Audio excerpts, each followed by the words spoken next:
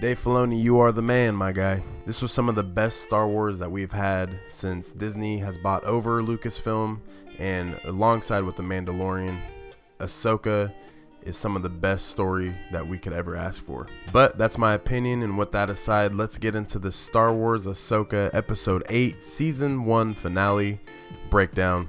Let's get it.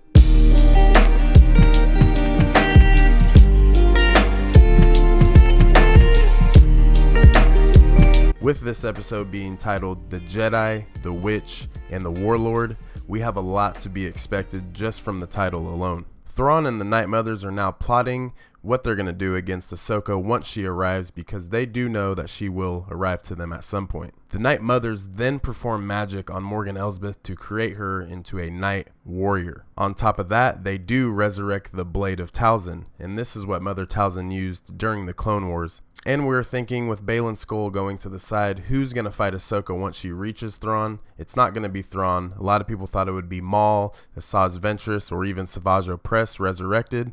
And all those rumors are gone and out the window. All along, it's been Morgan Elsbeth. And then we get a really much needed scene that we've needed in all of Star Wars.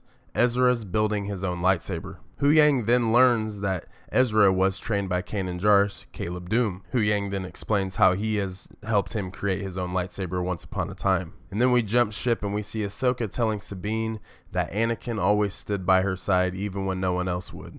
So then Ahsoka makes a promise to Sabine that she will always be by her side no matter what. Sabine then says she tried to keep up with her training, then turns and looks at Ahsoka and said, I did, hinting back at Yoda saying do or do not, there is no try. Morgan Elsbeth then tells the group of night troopers that if they die, they will be brought back by magic. All of the night troopers do agree to make the sacrifice only for Thrawn and the Empire.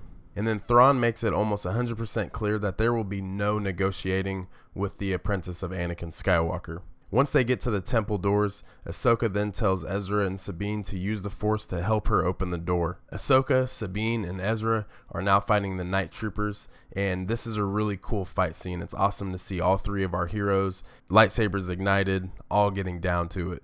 And once the Night Mothers notice that the Night Troopers are actually dead, they go ahead and use magic to bring them back to life. And the nastiest violin riff is just ripped as soon as the magic pours into the Night Trooper bodies, making this very scary actually. If you didn't get goosebumps during the scene, I don't know what to tell you. We have zombies, undead stormtroopers in the actual canon Star Wars universe. This is crazy. But Thrawn tells Morgan this is for the Empire.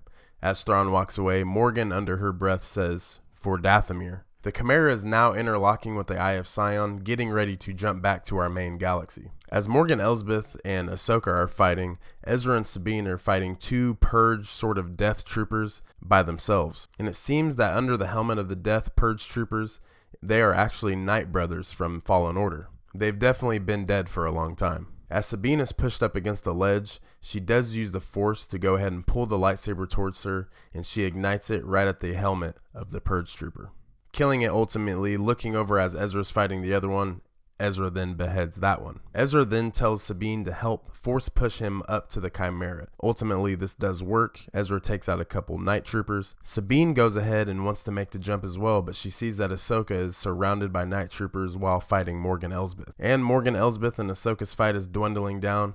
Ahsoka then is able to counter the blade, pushing it into the ground, and then pulling up with her lightsaber and the blade of Talzin across Morgan Elsbeth's stomach. The Night Mothers then feel the presence of Morgan Elsbeth's death, and they let Thrawn aware of the situation, as Thrawn says she did what she was to do. Huyang then picks up Sabine and Ahsoka as they follow the Eye of Sion out of orbit, and then Thrawn speaks through the channel to Ahsoka, congratulating her for the fight that she has put up for the day. And he's kind of getting under Ahsoka's skin by saying he knew her master and knew everything about him, and that maybe one day Ahsoka will go down the same path Anakin did. Thrawn then says, long live the Empire, and then they make the jump into hyperspace. And this pushes T6 back. Ahsoka, Sabine, and Huyang are now forced to stay on Paradia. Ahsoka then looks off in the distance and sees Morai. This is a great Easter egg. And then we finally get to see Shin Hati, and she rides the Howler up to the cliff, and she looks down upon a group of bandits. She raises her lightsaber and ignites it, letting them know that she will be the leader as a warrior. And finally, with Balin, we see that he is standing on the hand of Mortis, the father. It's kind of like a Mount Rushmore effect, as they've been saying.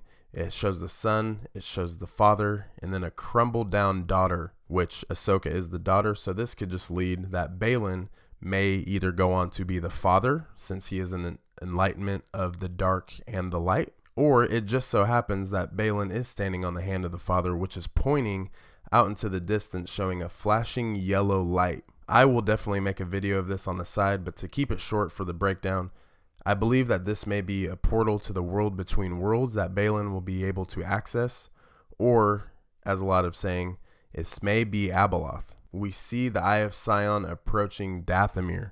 This is the first time we get to see live action Dathomir, and this is great. On the Chimera, we see a huge load of coffins. These are all either Night Sister or Night Brother corpses that will be resurrected through magic, and this will be the army of Thrawn. And then we see the New Republic cruiser, and we see a ship approach the hangar. As it lands in the hangar, we see that Hera and the rest of the crew have their guns pointed at the suspect walking out of the ship. It is a Nighttrooper. As it's walking up, Chopper goes ahead and rolls up to him and is kind of questioning him, asking what's going on. And as the helmet's taken off, it is Ezra. The entire crew is shocked. Ezra and Hera then have their reunion, which is very much needed. And as Sabine and Ahsoka are stranded on Peridea, they do group up with the Noti. And this is really cool because Ahsoka then tells Sabine that they are where they need to be. Sabine looks off into the distance, and Ahsoka asks her what she sees. Sabine then says nothing. And then Ahsoka goes ahead and looks off into the distance. She's definitely making a connection with whatever she sees out there. The camera pans out, and of course,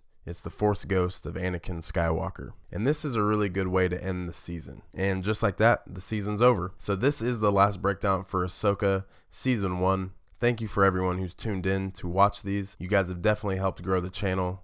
I appreciate every single one of you. If you haven't already, go ahead and subscribe. I will have a lot of lore, a lot of theories coming up, especially with this dead space that we'll have with Disney Plus shows. So make sure you subscribe, hit the bell, that way you don't miss a notification. Like this video, comment if there's anything you want to engage with. If there's anything that I missed, go ahead and let me know. But with that being said, thanks for watching. May the Force be with you.